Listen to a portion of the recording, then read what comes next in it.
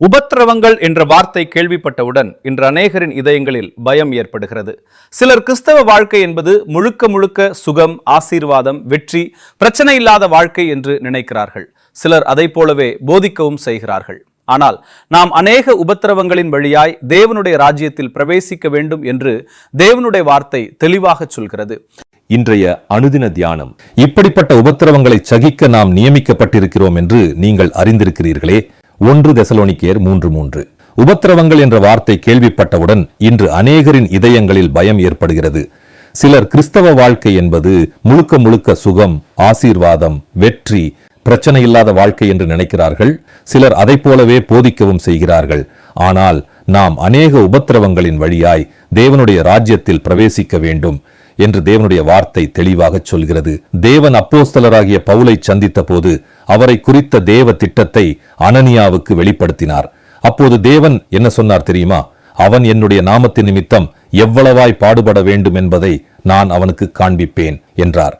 மேலும் பவுல் சந்தித்த உபத்திரவங்களை குறித்து பல இடங்களில் தன்னுடைய நிருபத்தில் சொல்கிறார்.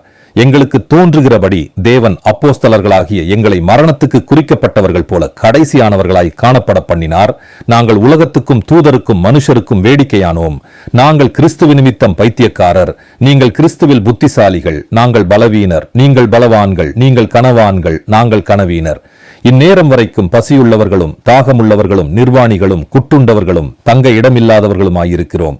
எங்கள் கைகளினாலே வேலை செய்து பாடுபடுகிறோம், வையப்பட்டு ஆசீர்வதிக்கிறோம், துன்பப்பட்டு சகிக்கிறோம், தூஷிக்கப்பட்டு வேண்டிக் கொள்ளுகிறோம். இந்நாள் வரைக்கும் உலகத்தின் குப்பையைப் போலவும் எல்லாரும் துடைத்து போடுகிற அழுக்கை போலவும் ஆனோம். 1 கொரிந்தியர் 4:9-13.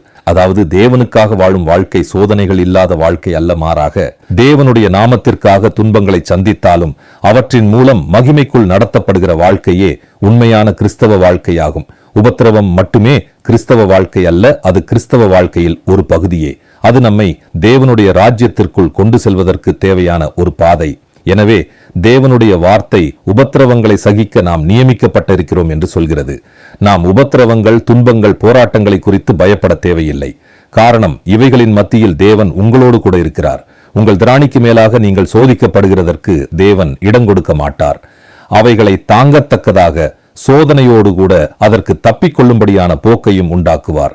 இன்று நீங்கள் சந்திக்கும் உபத்திரவங்களை விசுவாசத்தோடு சகித்து கடந்து செல்லும் போது நாளை அதே இடத்தில் தேவனுடைய மகிமையை உங்கள் கண்களால் காண்பீர்கள். அப்பொழுது தாவீதைப் போல, நான் உபத்திரவப்பட்டது எனக்கு நல்லது, அதனால் உமது பிரமாணங்களை கற்றுக்கொள்ளுகிறேன் என்பீர்கள். அன்றியும் கிறிஸ்து இயேசுவுக்குள் தேவ பக்தியாய் நடக்க மனதாயிருக்கிற யாவரும் துன்பப்படுவார்கள். 2 தீமோத்தேயு 3:12. கர்த்தராகிய இயேசு கிறிஸ்துவினுடைய கிருபையும் தேவனுடைய அன்பும் பரிசுத்த ஆவியினுடைய ஐக்கியமும் உங்கள் அனைவரோடும் கூட இருப்பதாக. ஆமென்.